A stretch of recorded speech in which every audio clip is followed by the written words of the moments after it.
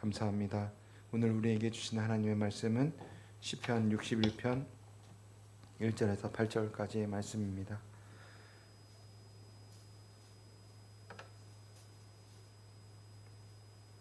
한 절씩 교독하시겠습니다. 하나님이여, 나의 부르짖음을 들으시며 내 기도에 유의하소서.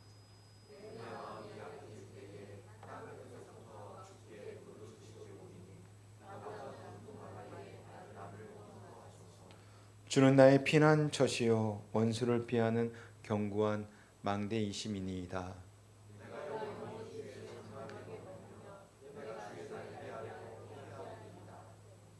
주 하나님이여, 주께서 나의 소원을 들으시고 주의 이름을 경외하는 자가 얻을 기업을 내게 주셨나이다.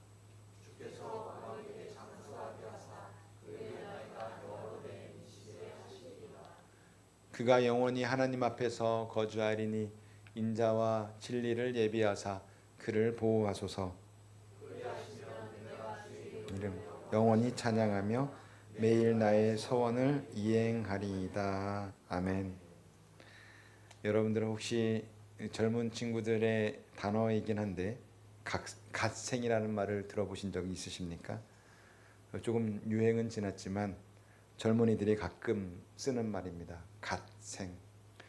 새벽에 일어나 운동하고 또 공부하고 건강한 식단을 관리하고 조절하고 건강 관리를 하고 하루 1분 1초도 낭비하지 않고 완벽하게 살아내는 인생을 일컬어서 젊은이들 사이에서는 갓생을 산다, 갓생이다라고 이야기를 합니다.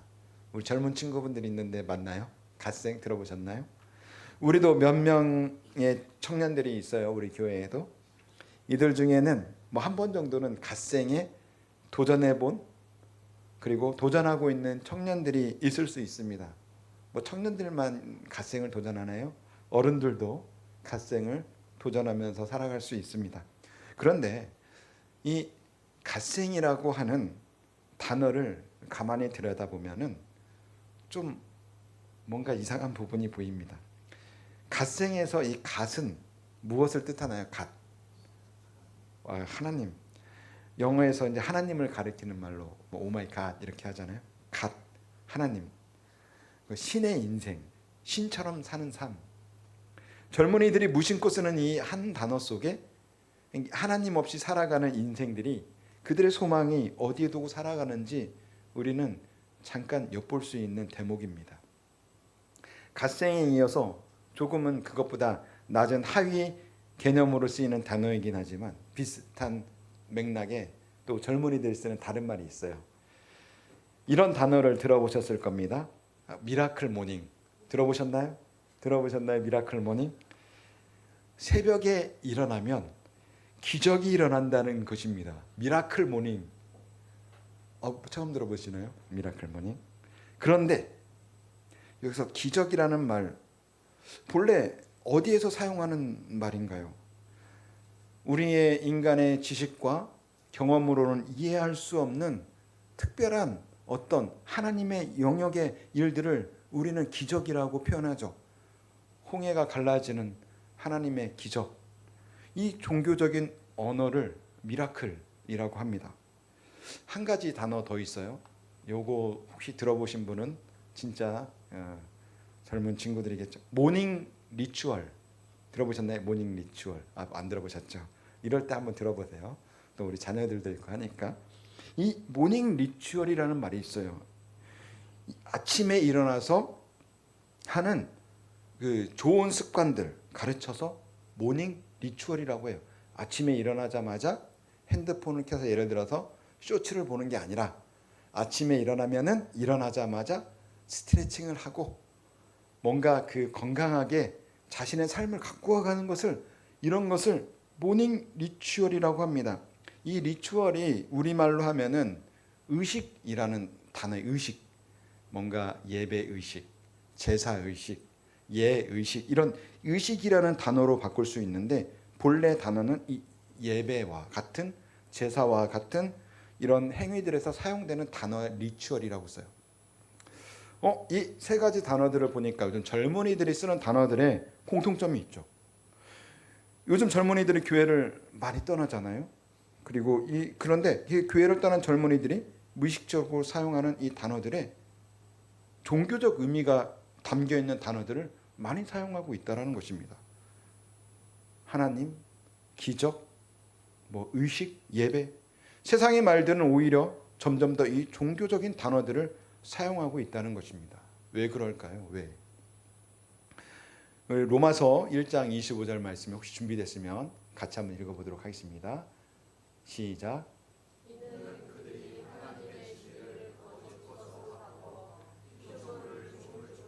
더 경배하고 섬김이라. 주는 곧 영원히 찬송할 이시로다. 아멘. 사람이 하나님을 떠났다고 해서 이 종교성이 사라지는 존재가 아닙니다. 사람은. 왜? 하나님이 그렇게 우리를 창조했기 때문에. 예배가 사라지는 것이 아니에요. 예배의 대상이 바뀌는 것이죠. 창조주 하나님을 등지고 떠난 사람은 반드시 다른 무엇인가를 그 하나님의 자리에 올려놓고 살아가게 됩니다. 갓생, 미라클 모닝, 모닝 리추얼. 이것은 하나님의 자리에 자기 자신을 올려놓고 살아가는 죄에 빠진 사람들의 삶의 모습을 단적으로 보여주는 단어라고 이야기할 수 있겠습니다. 그래서 요즘 자기를 발전시킨다는 이 자기개발 문화들을 들여다보면 자기개발 얼마나 좋은 말이에요. 자기개발. 들여다보면 놀랍게도 그 자기개발이라는 그 문화에 종교적 요소들이 그 안에 갖추어져 있어요. 기독교회, 개신교회 우리는 무엇을 봐요? 성경 말씀을 보죠. 경전을 봐요. 이 성경이 있는 것처럼 서점에 가서 딱 보면 가장 눈에 띄는 곳에 뭐가 있어요? 자기계발서 책 쫙 있잖아요. 가장 눈에 띄는 곳에, 가장 잘 보이는 곳에 자기계발이 있어요. 눈에 띄는 공간에 이런 진열되어 있는 것은 참 흥미로운 일이에요. 그리고 인플루언서 유튜버들, 유명한 사람들이, 많은 사람들에게 영향을 주는 사람들은 그 자신의 그런 자기계발의 성공담을 방송이나 유튜버나 그런 인스타그램 같은 곳에 SNS에 나와서 간증을 합니다. 자기는 이렇게 성공했어, 이렇게 돈을 벌었어, 이렇게 건강해지고 이렇게 자기는 행복해졌어 라고 그들은 자기의 인생을 간증을 해요. 그리고 듣는 사람들로 하여금 어떻게 하냐면 너희들도 결단하라고 결단을 촉구해요. 설교하는 것처럼. 그렇게 되어질 때 너희들에게 돈과 명예와 건강과 같은 성공한 인생이 올 것이야. 너네도 그렇게 살아봐. 갓생을 살아봐. 미라클 모닝을 해봐. 모닝 리추얼을 해봐. 라고 이렇게 이야기를 합니다. 그들은 마치 우리가 예배를 드리든 오운환은 아세요? 오운환? 다 아시죠? 오운환. 오늘 운동 완료. 모르셨던 분도 계십니다. 이거 기억해 두세요. 하루에 꼭 한 번씩 운동을 해야 돼요. 오운환. 오늘 운동 완료. 오늘 운동을 완료했다라고 자기의 SNS에 막 이렇게 올려서 인증을 해요. 마치 우리가 예배 드리는 것처럼. 오늘 우리가 아침에 말씀을 듣고 기도하는 것처럼. 이것을 본 다른 사람들은 서로 격려하고 할 수 있다라는 의식을 불어넣어 줍니다. 그리고 이들에게는 죄의식도 있어요. 죄의식.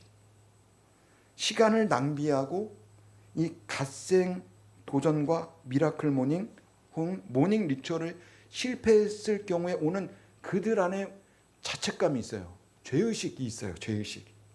그리고 그것들이 반복되어질 때 오는 그 심판의 두려움이 그들 안에 존재합니다. 뭔가 이상하지 않아요? 뭔가 너무 종교적인 것 같죠. 자신은 성공하지 못할 것이라는 두려움이 엄습해요.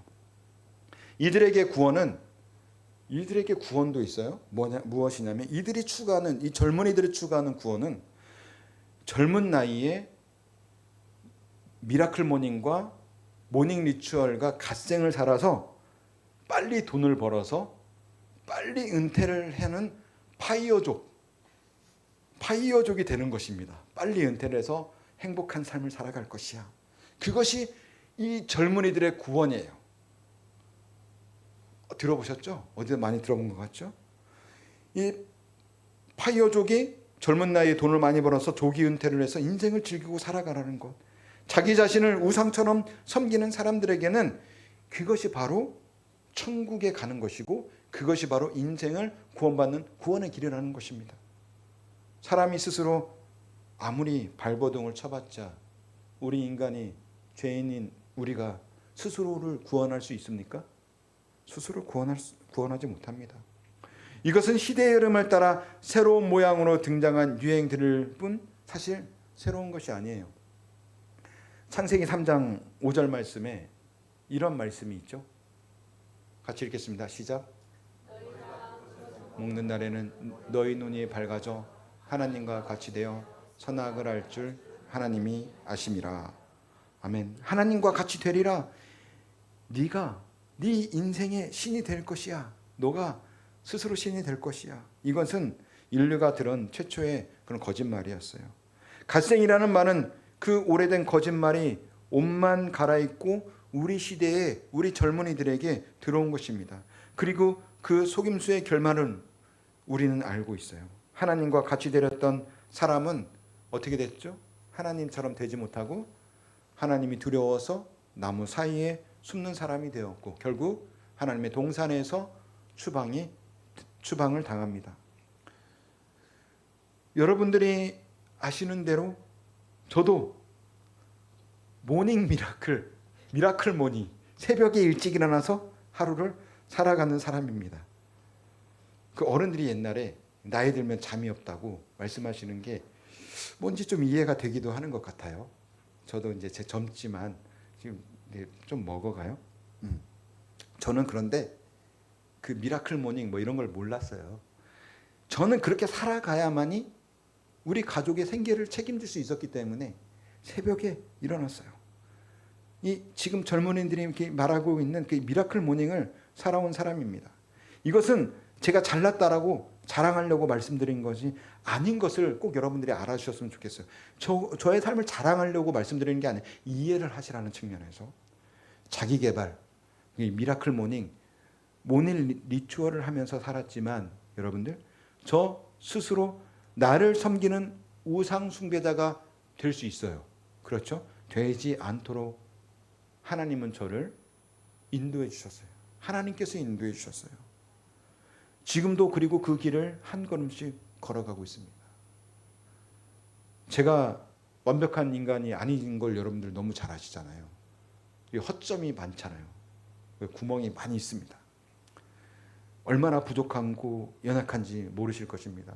이 마음이 되게 여려요. 또 막 상처도 잘 받고. 저의 내면을 만약에 아시는 분들이 저의 내면을 딱 들여다보면 여러분들은 바로 실망하실 거예요. 아이고 뭐 별거 없네. 그러고 저를 외면하실 수도 있습니다.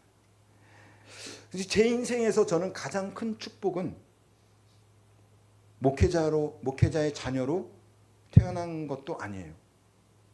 여러 가지가 있을 거 아니에요. 장교로 뭐 군생활을 했다는 것? 이것도 아니에요. 청소라는 일을 하게 된 것? 아니에요. 제 인생의 가장 큰 하나님의 축복은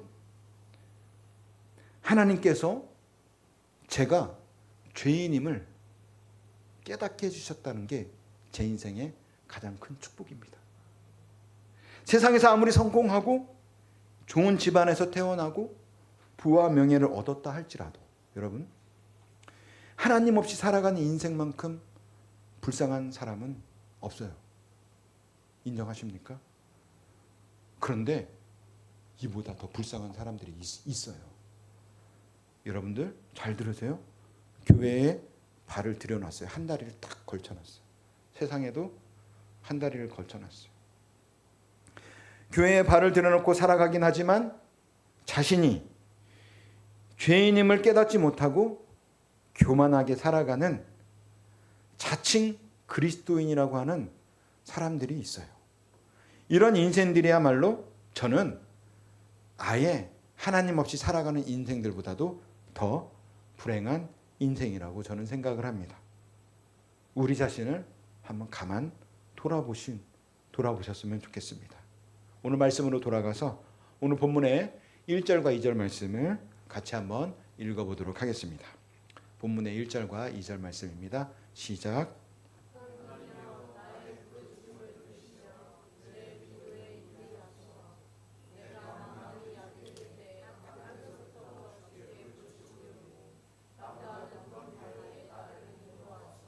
아멘. 오늘 이 기도를 하고 있는 사람은 누구죠? 계속해서 다윗이죠. 다윗은 골리앗을 물맷돌로 쓰러뜨린 사람이죠. 이 목동일 때는 물맷돌로 사자와 곰을 물리친 목동이었어요. 그리고 이스라엘 왕국을 통일한 왕이었고, 그리고 시편에 나온 수많은 시편을 쓴 그러한 위대한 사람입니다. 그런 다윗이 오늘 본문에 이렇게 고백합니다. 내 마음이 약해질 때, 2절 시작할 때 내 마음이 약해질 때, 내 마음이 약해질 때. 이 말씀을 보면서 이러한 다윗도 마음이 약해질 때가 있었구나, 다윗도 하나님께 그렇게 기도했구나 라는 것을 보면서 사실 저는 말씀을 준비하면서 저는 위로를 받았습니다. 믿음이 좋으면 우리는요, 마음이 약해지는 것이 흠이라고 생각을 해요. 요즘에는 여러분들 정신병원에 가서 정신과 상담을 받고 약을 처방받는 것이 부끄러운 일이에요? 부끄러운 일이 아닙니까? 부끄러운 일이 아니에요. 일반적인 일이에요. 그러나 우리 윗세대 어른들은 정신병원에 정신과 상담을 받는다는 것, 정신과 약을 먹는다는 것은 부끄러운 일이라 생각했던 그런 어른들이 있었어요. 지금도 그런 분들이 있으세요. 그리고 믿음 좋은 사람은 마음도 약해지지 말아야 하고 마음이 무너지지 말아야 한다고 생각하고 자신을 그렇게 얽매이는, 옥죄에 있는 그런 사람들이 있습니다. 이런 분들은 자신이 어떤 실수를 하거나 마음이 무너지는 일이 일어나면 내가 믿음이 약해서 그렇다고 생각하면서 자신의 믿음 약함을, 그리고 자기 스스로 자기 자신을 정죄하면서 살아가요. 성경은 아무리 믿음의 사람이라 하여도 약한 것, 잘못한 것을 숨기지 않고 우리에게 다 보여주죠. 다윗은 이 골리앗과 싸워 이긴 사람이고, 그리고 사자와 곰을 이긴 사람임에도 불구하고 마음이 무너져 있어요. 성경 말씀은 그것을 숨기지 않고 기록해서 우리에게 보여주고 있는 것입니다. 여러분, 믿음의 사람은 마음이 무너지지 않는 사람을 믿음의 사람이라고 하지 않아요. 믿음의 사람은 마음이 약해지는 사람을 믿음의 사람이라고 하지 않습니다. 중요한 부분이에요. 믿음의 사람은 무너지고 약해진 마음을 가지고 어디로 가는 사람? 하나님 앞에 나아가 무릎을 꿇는 사람이 바로 믿음의 사람인 것입니다. 자신의 마음이 약해지고 자신의 마음이 무너졌다라고 해서 그것을 낙담하고 있는 사람이 아니라 그것을 가지고 어디로 나아간다고요? 누구 앞으로? 하나님 앞에 나아가 무릎을 꿇는 사람을 믿음의 사람이라고 하는 것입니다. 많은 학자들은 이 시편의 배경을 압살롬의 반란으로 이렇게 바라보고 있어요. 이 61편을. 다윗의 노년에 겪은 인생 최대의 비극입니다. 칼을 들고, 압살롬이 누구죠? 압살롬? 우리 계속 얘기하죠. 압살롬이 다윗의 아들. 칼을 들고 일어난 사람이 남도 아니고 자기 아들이었습니다.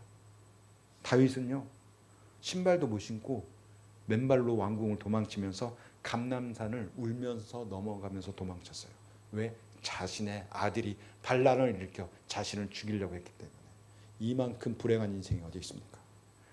요단강을 건너 마하나임이라는 곳까지 도망갔다라는 기록이 있습니다. 왕이면서 왕궁에 갈 수 없고 하나님의 법궤가 있는 예루살렘 이 성소에서 멀어진 채 언제 아들의 칼이 자신의 목을 위협할지 모르는 이러한 상황에 처해 있는 다윗입니다. 다윗은 이것을 땅끝이라고 이야기를 합니다.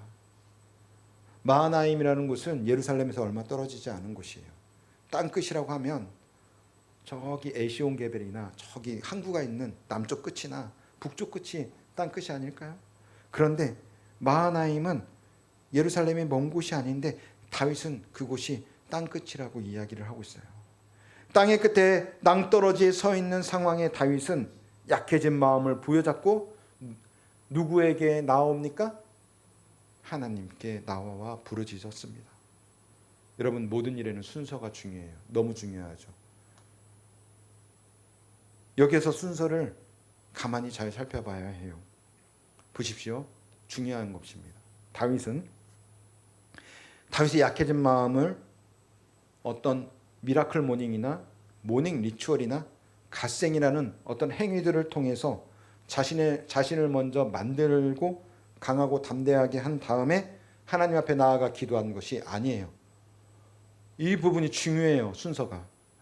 다윗은 약해진 마음, 있는 마음 그대로 하나님 앞에 나아가 기도했습니다.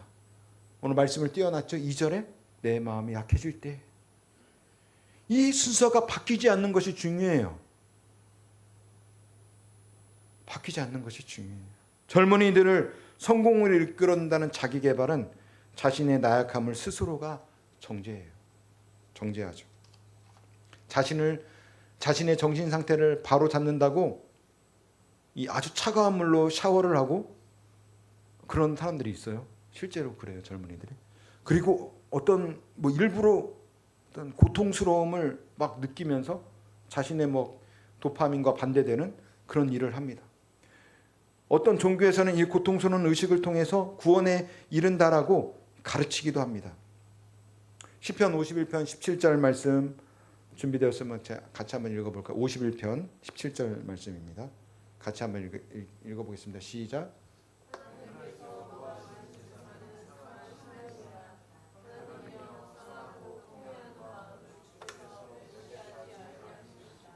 아멘. 하나님이 우리에게 구하시는 것은 죄인인 우리 스스로를 정죄하며 자신을 쳐서 더 고통스러움으로 우리 자신을 몰아가는 것이 아닙니다. 하나님께서 우리에게 구하시는 제사는 상한 심령이라고 말씀하십니다. 상하고 통회하는 마음을 하나님께서 멸시하지 않으신다라고 말씀합니다. 다윗이 위대한 것은 이스라엘을 통일했기 때문도 당대의 고대 근동에서 강력한 군사력을 만들었기 때문도 아닙니다.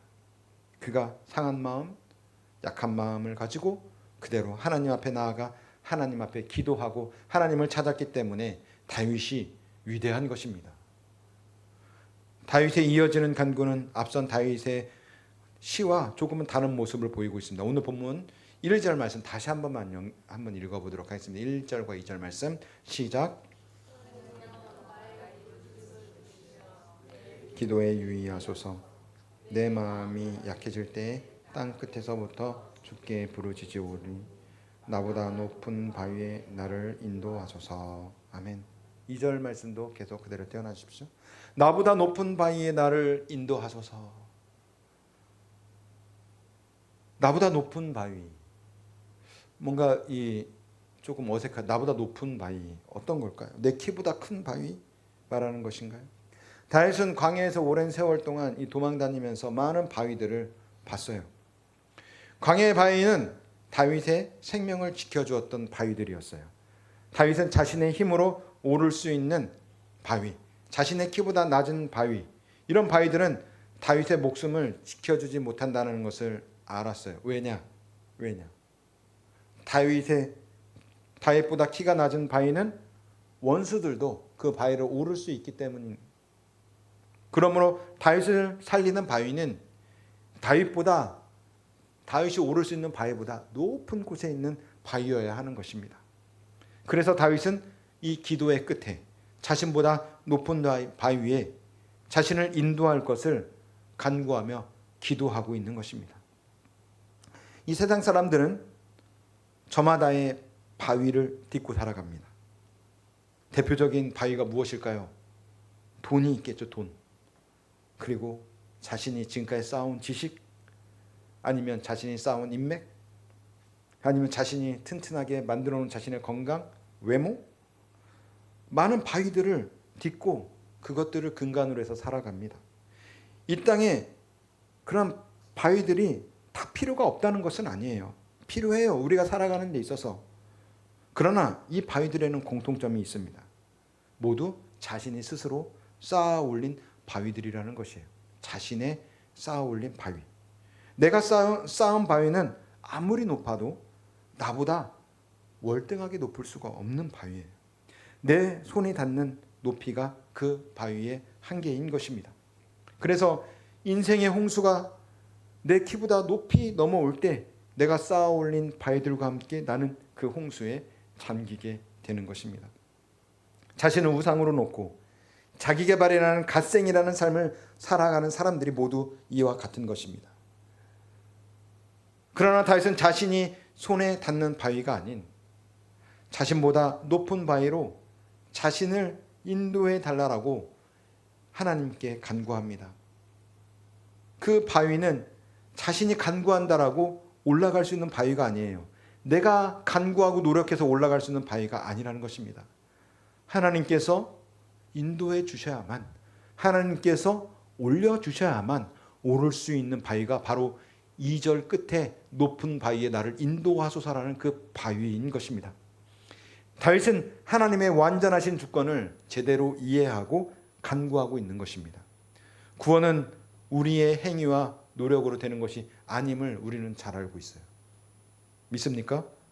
우리의 행위와 노력으로 구원받는 게 아니에요. 오직 하나님의 은혜와 하나님의 주권으로 우리가 구원을 받는 것임을 믿습니다. 그래서 이어지는 3절에서 다윗은 이렇게 기도합니다. 3절 말씀 함께 읽겠습니다. 시작. 피난처시요 원수를 피하는 견고한 망대이심이니이다. 아멘. 주는 나의 피난처시요. 이것은 다윗의 소원이 아니라 다윗의 고백입니다. 그렇게 주는 나의 피난처가 되어달라는 것이 아니라 다윗의 경험에 의한 고백이라는 것이죠.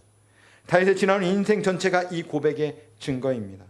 골리앗의 그 큰 칼 앞에서, 사울이 던진 그 창 앞에서, 십수년 광야의 도피 생활 속에서 하나님은 계속해서 다윗의 피난처가 되어 주셨습니다. 여러분들에게도 이와 같은 신앙의 경험이 있으십니까? 도저히 지나올 수 없을 것 같던 고통의 시간을 통과한 기억, 그때 하나님의 손이 붙들어 주셨던 기억이 여러분의 신앙 여정 속에 있습니까? 과거의 그 경험은 과거에서 끝나는 것이 아닙니다. 바로 오늘과 연결되어 있고 내일로 연결되어집니다. 무엇보다 하나님은 변하지 않는 하나님 말씀에 당신들의 백성들을 향한 약속의 말씀을 이 성경 말씀에 기록해 두셨다라는 것입니다. 다시 하나님의 그 은혜의 시간, 그 기억이 오늘의 땅 끝에서 우리가 부르짖을 수 있는 근거라는 것입니다. 여러분들은 그래서 우리 마음이 연약해질 때 제일 먼저 여러분들은 어디로 가십니까? 저에게도 묻는 질문입니다. 휴대폰을 보면서, 유튜브를 보면서 그곳으로 도망가십니까? 아니면 산의 진미, 맛있는 음식을 찾아서 다니십니까? 위로받기 위해 내 말을 들어줄 누군가를 찾아 다니십니까? 아니면 약해진 마음 그대로 가지고 하나님 앞으로 나아가고 계십니까? 이 땅 끝은 인생의 막다른 곳이 아니라 하나님을 찾고 부르짖는 사람들에게 이 땅 끝이라는 것은 끝나는 곳이 아니라 우리의 기도가, 하나님을 향한 우리의 간구가 시작되는 곳이 바로 이 땅 끝입니다. 4절 말씀 한번 읽어보도록 하겠습니다. 4절 말씀 시작. 내가 영원히 주의 장막에 머물며 내가 주의 날개 아래로 피하리이다. 아멘. 여기에서 머물며라고 번역된 히브리어 동사가 있습니다. 이것은 나그네로 몸을 붙여 산다는 뜻입니다. 나그네로 산다는 거예요. 성경에서 나그네가 남의 집에 얹혀 지낼 때 쓰는 말이 바로 이 단어의 동사입니다. 여러분, 다윗은 누구입니까? 왕이죠. 예루살렘의 왕궁을 가진 사람인데, 이 백항목 궁전의 주인인데, 그런 사람이 지금 무엇을 구하고 있습니까? 나그네. 하나님의 장막에 나그네로 머물게 해달라고 구하고 있습니다. 왕궁의 주인이 장막의 손님 되기를 소원하고 있는 것입니다. 궁전의 소유주 자리보다 하나님 집의 나그네 자리가 더 좋다라는 고백입니다. 이 고대 근동에 보면 나그네는 특별한 존재예요. 나그네는 아무것도 소유하지 못합니다. 땅 문서도 열쇠도 없어요. 그런데 나그네에게는 한 가지 권리가 있었어요. 주인의 보호와 환대를 받을 권리가 있었습니다. 일단 주인이 장막안으로 받아들인 손님은 주인이 목숨을 걸고 지켜주는 것이 고대 근동의 예의이자 법도였습니다. 그러니까 다윗의 고백은 이것입니다. 나는 아무것도 소유하지 않아도 좋습니다. 하나님이 나의 주인이시기만 하면 나는 안전합니다. 그런 의미에서의 나그네입니다. 사랑하는 성도 여러분, 이 고백이 우리 시대에 얼마나 필요한지 모르겠습니다. 우리는 우리 소유가 안전이라고 믿는 시대를 살아갑니다. 여러분, 오늘도 여기 재개발되는 이야기를 하면서 집에 대해서 이야기를 했는데 집이 그렇지 않습니까? 내 명의로 된 집이 있어야 인생이 안전하다고 이 시대는 우리에게 가르칩니다. 청년들은 그 집 때문에 결혼을 미루고 있습니다. 장년들은 그 집에 눌려 살고요. 어르신들은 그 집 한 채가 인생의 전부가 되어버린 한국 사회이지 않습니까? 내 집 마련을 위한 수고가 잘못이라는 말씀이 결코 아니에요. 중요해요. 가족의 보금자리를 위해 애쓰는 것은 아주 귀한 일입니다. 그러나 여러분, 부동산의 등기부 등본이 우리의 영혼의 안전까지 보장해 주지는 못합니다. 좋은 집에 살아도 잠 못 이루는 사람이 있고 사걸세 방에 살아도 평안히 잠드는 사람이 있습니다. 궁극의 안전은 무엇을 소유하고 가졌느냐에 있는 것이 아닙니다. 다윗은 그래서 이어서 고백합니다. 내가 주의 날개 아래로 피하리이다. 이 날개는 두 가지를 생각나게 합니다. 하나는 성소의 법궤 위에 날개를 펴고 있는 그룹, 천사, 하나님의 임재의 자리, 시온소. 또 하나는 어미새의 날개가 있죠. 어미새가 자신의 새끼들을, 폭풍이 몰려올 때 어미새가 새끼들을 날개 아래 품습니다. 새끼가 안전한 이유는 새끼가 스스로 강해서가 아닙니다. 어미가 날개로 새끼들을 품었기 때문에 새끼들은 안전할 수 있는 것입니다. 우리가 앞서 시편 57편에서 만났던 바로 그 고백이기도 합니다. 굴 속에 숨은 다윗도 마하나임의 다윗도 같은 날개 아래, 하나님의 날개 아래로 피했습니다. 5절 말씀, 본문의 5절 말씀 함께 읽겠습니다. 시작. 주께서 나의 서원을 들으시고 주의 이름을 경외하는 자가 얻을 기업을 내게 주셨나이다. 아멘. 들으시고 주셨나이다. 다 지나간 일을 말하는 완료형. 들으시고 주셨나이다. 서원을 들으시고 기업을 내게 주셨나이다. 지금 다윗은 도망자 신세인데 왜 이미 받은 것처럼 말합니까? 과거에 하나님이 서원을 들어주셨던 경험들이 다윗 안에 쌓여있기 때문입니다. 응답의 기억이 확신이 된 것입니다. 그리고 여기에서 기업이라는 말을 보십시오. 주의 이름을 경외하는 자가 얻을 기업. 이스라엘에게 기업은 본래 그들의 땅이었습니다. 그러나 시편에서 경외하는 자의 참된 기업은 땅 이전에 하나님을 지칭하고 있습니다. 세상은 유산을 물려주지만 하나님은 당신 자신을, 예수 그리스도를 바로 우리에게, 하나님을 믿는 우리에게 기업으로 주셨습니다. 이보다 더 큰 기업은 없는 것입니다. 오늘 본문 6절과 7절 말씀을 함께 읽겠습니다. 시작. 주께서 왕에게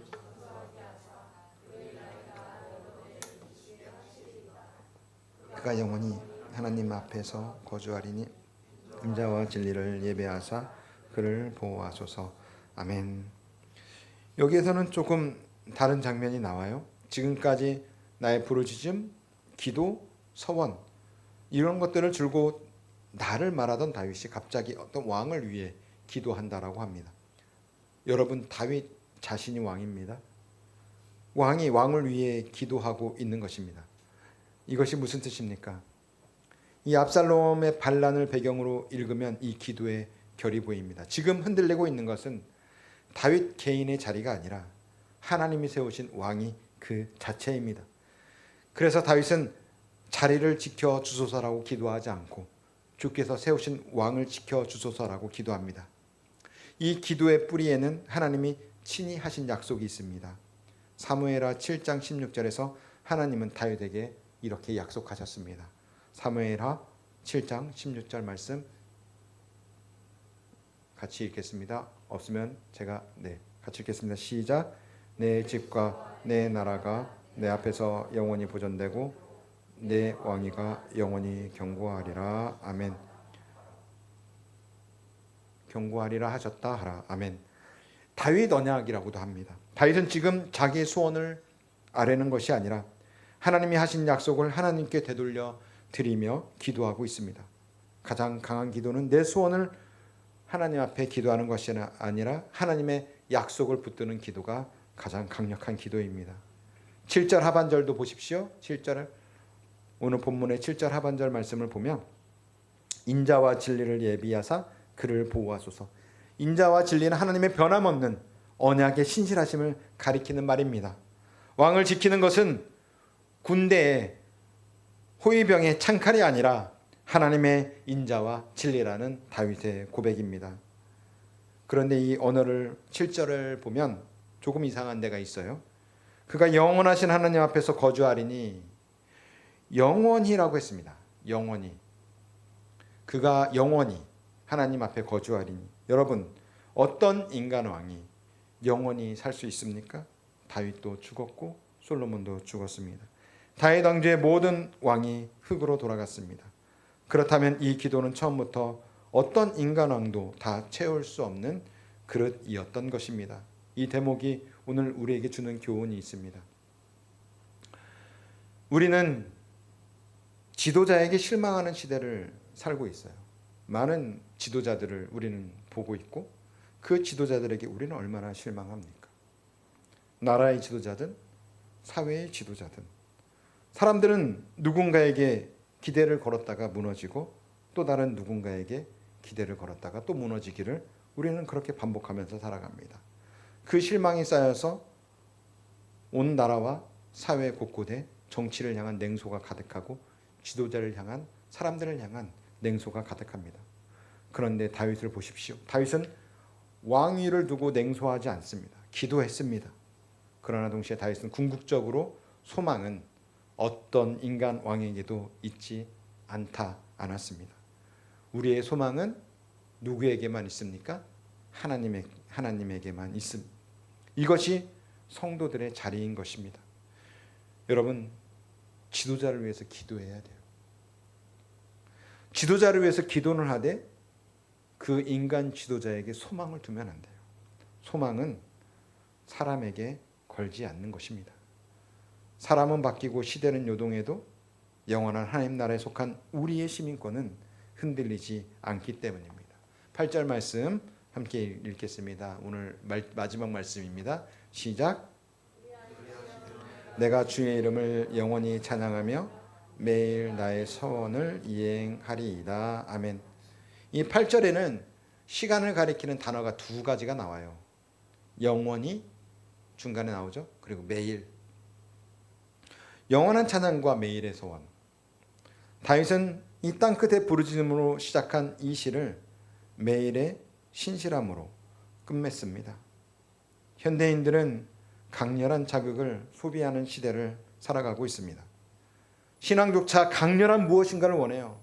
강렬하게 하나님께서 내 귀에 명확하게 어떤 하나님의 은사가 나에게 임재하는 그러한 강렬한 무엇인가를 바라는 시대를 살아가고 있어요.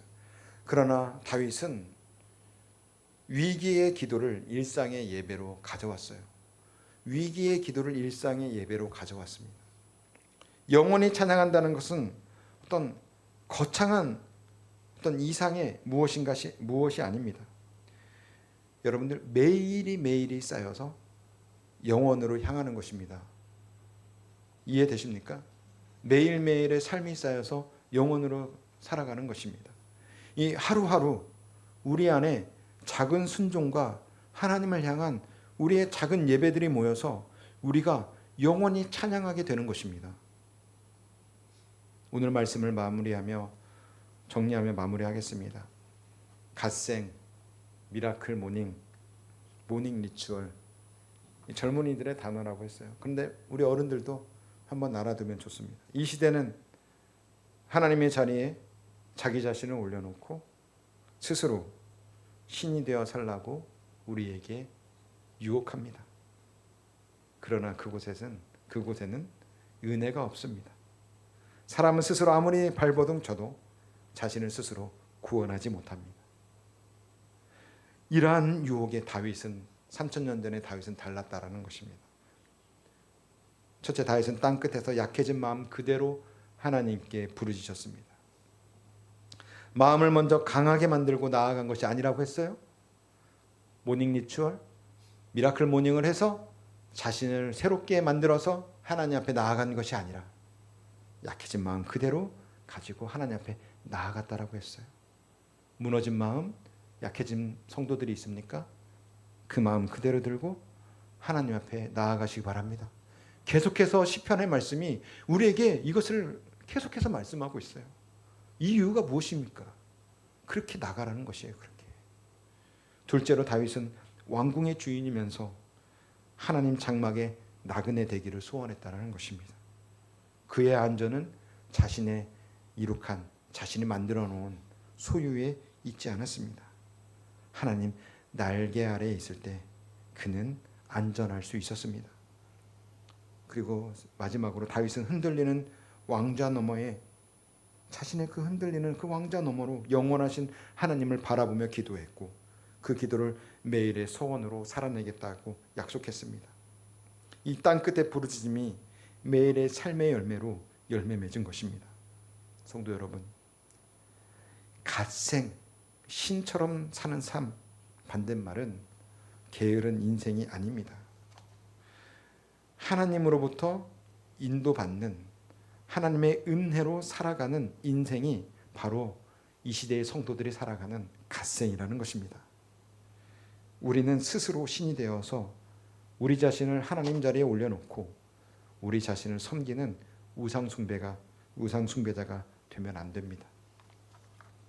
하나님 없이 살아가는 우상숭배자들처럼 스스로 신이 되려는 그 악한 길에서 돌이켜야 하는 것입니다. 하나님 말씀 앞에 겸손하시기 바랍니다. 저를 포함해서 우리 모든 성도들에게 정말 권면합니다. 여러분 삶의 자리에 여러분들이 올라가지 마십시오.